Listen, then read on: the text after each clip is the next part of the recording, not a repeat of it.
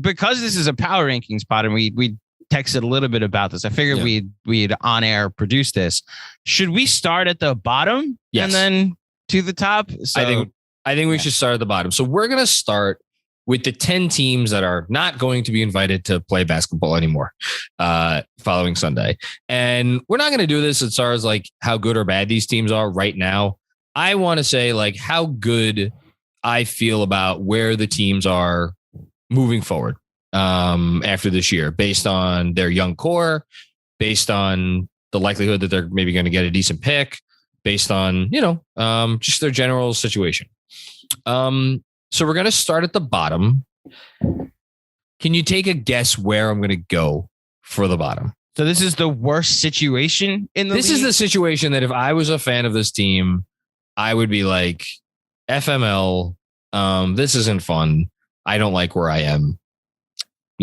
With those parameters, I mean, you can go a couple different ways. There's a few different directions you could go. I'm guessing you're going to go Sacramento. I think I'm going to go Sacramento. Sacramento's 30. Okay. I think I'm going to go Sacramento. And like, I feel bad saying that because De'Aaron Fox and Domantas Sabonis are like good basketball players, quite good basketball players. Both, one has made all-star teams. The other could be in the all-star conversation at some point. It wouldn't surprise me in the least. Harrison Barnes is a good basketball player. Hashtag trade Julius for Harrison. For Harrison Barnes. Yeah. A little bit of a long hashtag. But like, I just don't know what I'm supposed to be excited about there if I'm them. And it's not even like, they have decent odds at jumping into the top 4. They have, I think, do some very quick math here, about a little bit more than 30%, like 32%. It'll be like 1 in 3 chance of jumping into the top 4. But like, you look at 32% on Tankathon. I still have it up. So there you go. Where do you see the on Tankathon the exact odds to jump into the top 4? So on the NBA home page where we do the lottery sim, there's a column for top 4 and then got it. I see overall. Yeah, there we go. Yeah. Okay. Thank you for that. You're welcome. So yeah, they're going to be my number 30. Again, number 20. I think all of these bottom ones are interesting. My number 29. I feel a little bit bad doing this because it feels like they should be higher, but I'm gonna go Portland here. Ooh, because okay. I think Portland is in a little bit of a between a rock and a hard place. I like Anthony Simons, but Anthony Simons is also a restricted free agent, and like this is a down market, and he's gonna want a lot of money, and someone's gonna pay him a lot of money if they don't do it. So like, what do they do there? And then what else do they have? I mean, Nurkic is an unrestricted free agent, and all of this revolves around Dame. And yes, I understand they have their own pick and they have the New Orleans pick. Okay, so they have a little bit better than Sacramento, 37% chance of jumping into the top 4. But like we've already heard reports, Dame wants to be the highest paid player in basketball. So do you give him that contract and continue to try to build around him, or do you trade him? And if you try to trade him this summer, what are you getting for Dame? Yeah, no, I struggle with Portland because of the Dame question being such a large question, and it's like injury related. It's a similar question to what I have with Washington, like the Bradley Beal question looms large over. We're going to get to Washington. Sure, we're going to get to them soon as well. I could put, so they're the next team for me. They're the next team. Okay. Yeah. So they're 28 and it's a 6 of one, half dozen the other. I guess the difference with Washington is like, I feel a little bit better about the Beal situation than I do about the Dame situation, slightly. Mm-hmm. And like, but they're kind of in the same boat. You're like, I don't really love any of their young players either. So that's the thing about Portland then, is that it's not like with the other teams that are clearly worse, that are going to have better lottery odds. There's young players to point to and say, all right, there's a future there, which is why Houston hasn't come up yet. It's why Orlando hasn't come up yet. It's why some of the other teams it's why OKC some of them might be coming up soon. Yeah. But like the reason these are at the bottom is because there's no, to use the Knicks buzzword, there's no young core to be excited about and the potential. There's, like you mentioned, Simons is probably the most exciting, of the three, but I see a ceiling. Like if Sacramento had Halliburton, this would be different, but I see a ceiling on what that team could be. It's like a 43 win team in the Western Conference, which what does that mean? Yeah. So now these are for what we're doing with the bottom of the power rankings. I think is the appropriate three. I feel a little bad about putting the team next that I'm going to put next, but if I'm really doing this from my gut, I have to put them here next. It's not New York yet. It's actually Orlando. And I feel a little bit bad about that because I like Cole Anthony. I think he's a nice player. His efficiency has fallen off a cliff this year. I know he's a second year guy. Like maybe that rebounds, but like, what is he? Is he just like a six man? Is he just like that? I'm not sure where his ceiling is. And he was like in the very, very, very fringes of the All-Star conversation for a hot minute there. And certainly in the most improved conversation. So he's kind of fallen off. I like Franz Wagner. And they have some like Jonathan Isaac, like, does he come back and make an impact? Like, what is Markel? They have these like interesting things. Wendell Carter Jr., but I don't know that there's one guy there that I feel great about. And it's Orlando. It's not a historically great market. For drawing talent, like they have good odds to get in the top. I'll say that. But there's a jump after Washington to Orlando. I think we're in like the next tier. Like, so we ended a tier. Wow. Okay. Let me prepare myself. I wasn't ready for that. I feel immeasurably better about Orlando than I do about any of the first three teams I mentioned. But if I have to stick a team at the bottom of this next tier, I think it has to be Orlando. You factor in lottery odds. You factor in that we're now approaching the lottery luck situation where the unknown of what these young players could become. I think Orlando's the worst of said group, and I'm curious to see where you go with the next 3 or 4 picks. And by the way, there's a 50-50 chance that Orlando finishes 6th in the lottery. Mm-hmm. And that's why like this is a really tough year to be like, well, if they have the best or the second best, because there is such a clear top 4 here. Yeah. And even in that top 4, this is not looked at as a superstar. There's no Zion, there's no AD, as many have said. So I'm putting Orlando here, but a tier up. Next up is where, God, I'm staring at that orange and blue logo here. People are going to get mad at me if I put them here because it's not time.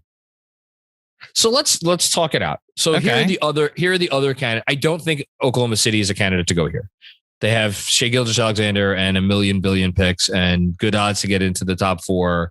And like Josh Giddey's really good. And like they have other good young players that they actually need it. They like the absurdity of their tanking. Like they have to sit these kids who are like not even great basketball players yet because those kids were like doing so well. So OKC has neutralized the fact that they're not a free agent destination. Yeah.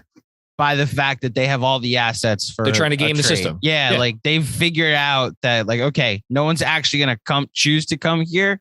So we're going to have to make a trade so undeniably enticing to another team, which is why they're a Zion candidate, which is why they're like next disgruntled star that wants to leave. And then a franchise is like, all right, we'll just take all the picks then, or they get the 4th or 5th pick and this will be tough with the 5th. Even more so. Let's say they get the 5th pick in this year's draft, the 4th pick in SGA for the top pick. Like, I don't know what they think of Chet Holmgren, but like, or Jabari Smith or whatever, but like that's on the table too. We know they tried to go get Cade last year. So I'm not putting them here. I'm definitely not putting Detroit here. They have Cade Cunningham. That's the end of that's the end of that conversation. The one people are going to want me to put here is the Lakers, right? Which is not, I can't do it yet. So this is, I think, where we need to clarify what the exercise is. Like, how do you feel about the team moving forward? And I can't say they have LeBron James and Anthony Davis. Yeah, exactly. They could be in the finals next year if they get rid of one player. Yeah. And I'm not saying that's going to be easy. Like Mark Stein had a great newsletter today about like they're thinking about maybe waiving and stretching. There is no obvious great trade that rusts for this. And it's going to put them right back in the conversation. Like they don't have a roster other than those 2 guys. And they may not even be able to re-sign Malik Monk, who's arguably their 3rd best player. So like there are real issues there. I still can't put them down here. So then we're basically talking about the Knicks, the Rockets, or the Pacers. Did I miss anybody? San Antonio. San Antonio's in the play-in. So they're not part of this conversation. So they don't qualify. So if it's of those remaining, okay. I see what we're doing here now. So the Knicks are a better free agent destination, obviously, than the Pacers. I think RJ Barrett is a better long-term prospect than Tyrese Halliburton, although there are people around the NBA who would disagree with that. I like what what were you going to say? This isn't their list. This isn't their list. This is my list.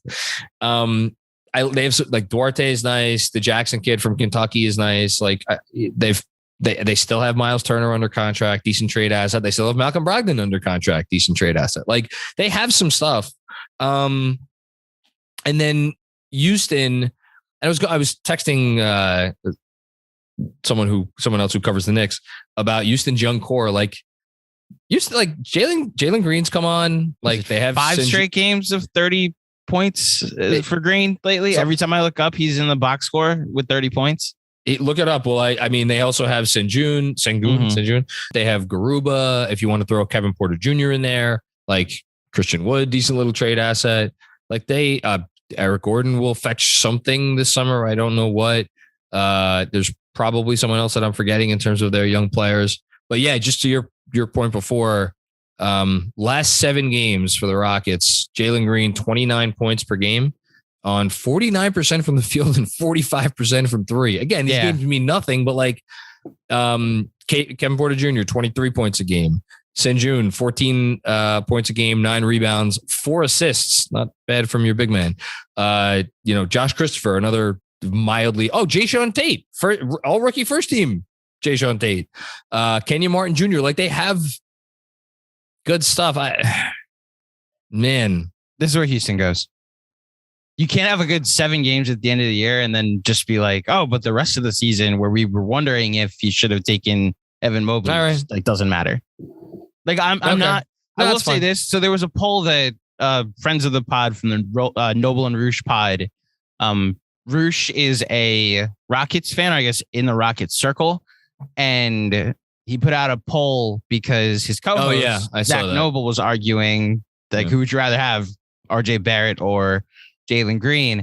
And because it originally bounced around Rockets world, it was like 70-30 toward Jalen Green. And so Noble hit me up like, hey, like I need help with this poll. And then it bounced around Knicks world. And after 8,000 votes on that poll, RJ Barrett won 51-49. There you go. Okay. And like when we're activated, awesome. But I do think it's closer than people think. Because of that, and because, by the way, the Rockets have traded away a shit ton of their own picks. Yeah. So we went Pacers with the last spot. What was Pacers? Pacers were 27? 26? Oh, so I thought you went Orlando with the last spot. No, it was Orlando, then Indiana. Okay. Orlando, Indy, Houston. Then here can be the Knicks. So the Knicks are 23. I'm losing count. 24. 24. If you look at the Google Doc, I have it. Okay. If you want to, but I'm keeping track. I will help you with this. Which means we have 3 teams left: Detroit, Oklahoma City, and the Lakers. I'll put the Lakers here at 23. Really? Yeah. I love what OKC is doing. And I mean, I need to then clarify, what is this exercise, what we're doing? Because is this like for next year? No, it's moving forward. It's moving forward. But moving forward could be next year. And if next year is like the biggest thing is a big part of it. But like the Lakers also have no picks in the future. And like there's a very significant chance that like they don't figure out how to turn Russ into enough to get them from the 7th worst team in the league to a champion. All right. You know? I'm just, you've done this with me before where it's like they have LeBron James and Anthony Davis. Like that's a thing. And we're a better phone call away from them having DeRozan instead of Russ, like if you believe what Magic says this week, that, that they were this close to getting DeRozan, and then LeBron and Russ had a phone call and it was like, you know what, let's team up. Then where are the Lakers right now? I mean, it's a great what if, but it's part of the reason why I'm putting them here. Okay. Which brings us to OKC and Detroit. I will go. Man, I like some of Detroit's other young players too, but that Bagley element of this, the Marvin Bagley element of this, it's interesting. Yeah, it's interesting. They still have Grant to trade. I'll go OKC 22, and I'll go Detroit 21. That seems fitting. Only because again, Detroit is their third in the lot. So again, Detroit can fall to 7th. Very easily, actually. They could fall to 7th, but 52% chance of getting in the in the top 4. Or LeBron. Well, it sucks for him. That's what this is. It's an anti-LeBron list, is what this is. I see where you are. I see you, Macri. Hashtag hater.